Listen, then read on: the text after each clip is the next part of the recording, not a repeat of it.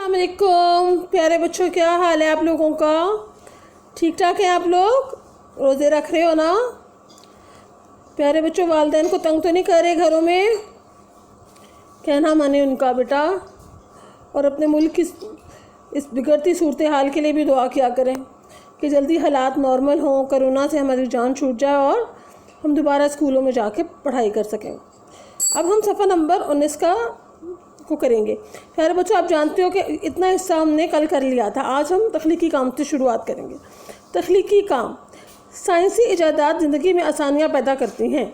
आप ऐसी कौन सी चीज़ ईजाद करना चाहेंगे जो आपके लिए आसानी का बायस बने? जैसे कि हम सब जानते हैं कि पुराने ज़माने में, ज़माना कदीम में औरतें जो हैं वो डंडे मार मार के ज़मीन पे हाथों से कपड़े धोया करती थीं। आजकल के ज़माने में ना सिर्फ कपड़े धोने वाली मशीनें हमें मैसर हैं, बल्कि साइंसी तरक्की की बदौलत कपड़े सुखाने वाली मशीनें भी मैसर हैं। लोग हाथों से आटा गूंदते थे, अब आटा गूंदने के लिए भी मशीनें हैं, रोटी पकाने के लिए भी मशीनें हैं। इसके अलावा और भी बहुत सी अच्छी तरह जाता है। पहले लोग हाथ वाला पंखा इस्तेमाल किया करते थे, आजकल के दौर में हम इलेक्ट्रिक फ़ैन यूज़ करते हैं। इसके अलावा पहले ज़माने में मसाला पीटने के लिए चट्टू बट्टे और इस तरह की चीज़ें जो हैं वो इस्तेमाल की जाती थी, जबकि आजकल के दौर में, जदीद दौर में ऐसा कुछ नहीं है, बल्कि ग्राइंडर्स और मिल्क शेक्स बनाने वाली अलग जूसर्स वगैरह ईजाद किए जाते हैं। पहले हाथों से जूस निकाला जाता था फलों का। अब आप ऐसी कौन सी चीज़ ईजाद करना चाहेंगे जो आपके लिए आसानी का बायस हो? मैंने आपकी क्लास के हिसाब से एक मिसाल आपके लिए लिखी है।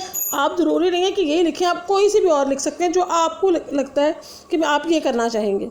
मैं एक ऐसा रोबोट ईजाद करना चाहूँगी जो मेरी स्कूल का काम जल्द मुकम्मल करने में मेरी मदद करे। यानी कि जो स्कूल का काम जल्द मुकम्मल करने में, एक ही दफ़ा आएगा मेरी, जो स्कूल का काम जल्द मुकम्मल करने में मेरी मदद करे। मैं तो एक ऐसा रोबोट समझ रही हूँ कि मैं ऐसा अपने लिए ईजाद करना चाहूँगी। आप क्या सोचते हैं? आप वो ख़ुद अपने बारे में लिखेंगे। सफ़ा नंबर 20 तज्ज़िया। जब इब्ने सीना ने इनाम देने से मना किया तब शाह इब्ने मंसूर ने क्या सोचा होगा?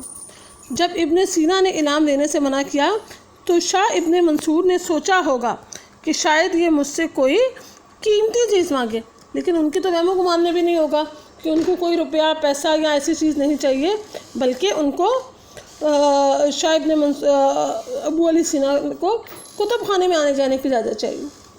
इनफरादी काम, अगर आप इब्ने सीना की जगह होते तो शाह इब्ने मंसूर से क्या मांगते और क्यों मांगते? ये भी सवाल जो है बेटा आपने ख़ुद से करना है। ये मैं आपको मिसाल दे रही हूँ कि अगर मैं इब्ने सीना की जगह होता तो एक टिप खाना बनवाने की इजाज़त करता, ताकि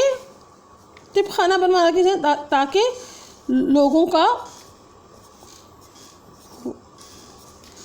बर वक्त इलाज मुमकिन हो सके।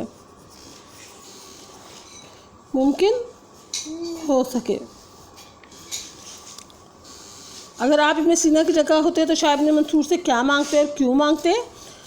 अगर मैं इब्ने सीना की जगह होता तो एक तिब खाना बनवाने की इजाज़त की इल्तिजा करता, यानी एक तिब खाना बनवाने की इल्तिजा करता कि एक डॉक्टर की दुकान उस ज़माने के हिसाब से बनवाने की इल्तिजा करता, ताकि लोगों का बर वक्त इलाज मुमकिन हो सके, ताकि जो लोग बीमार होते उनका इलाज किया जा सके।